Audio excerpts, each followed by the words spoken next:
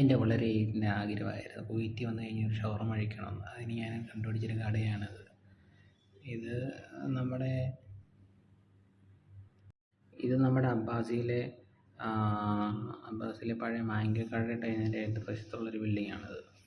ഞാനിവിടുന്ന് ഇത് നമ്മുടെ റൊമാലി ഷവർമയാണ് പറഞ്ഞത്. അതിൻ്റെ ഷവർമ എല്ലാം കിട്ടി, പ്രസൻറ്റേഷനൊക്കെ ഓക്കെ ആയിരുന്നു.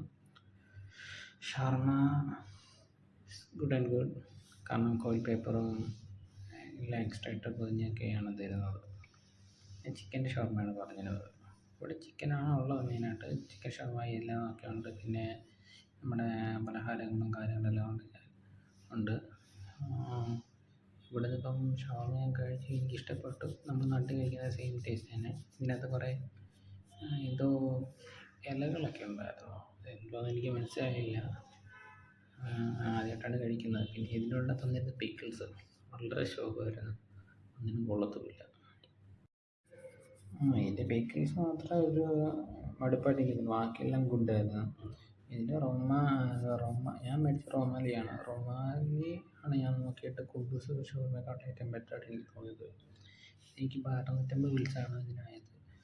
മറ്റേന് നമ്മുടെ കുബൂസിന് 350 ബിൽസാണ് അവർ പറഞ്ഞത്.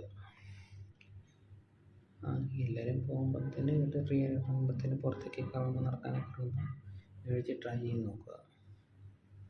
ഇവിടെ വേറെ ഷവർമ കടകളൊക്കെ ഒരുപാടുണ്ട്, നോക്കണം. ഇനി എപ്പോഴെങ്കിലും കഴിക്കുകയാണെങ്കിൽ വീഡിയോ ഇടാം. ഹായ്. ഈ കട ഐഡൻറ്റിഫൈ ചെയ്യാൻ ഞാൻ പറഞ്ഞ പോലെ മാങ്കോ, അബ്ബാസിലെ മാങ്കോയുടെ പൂട്ടിപ്പോയ മാങ്കോയുടെ എതിർവശമുള്ള കട. കടയ്ക്ക് പ്രത്യേകിച്ച് വലിയ പേരും കാര്യങ്ങളൊന്നുമില്ല, മലയാളികൾ നടത്തുന്ന കട തന്നെയാണ്.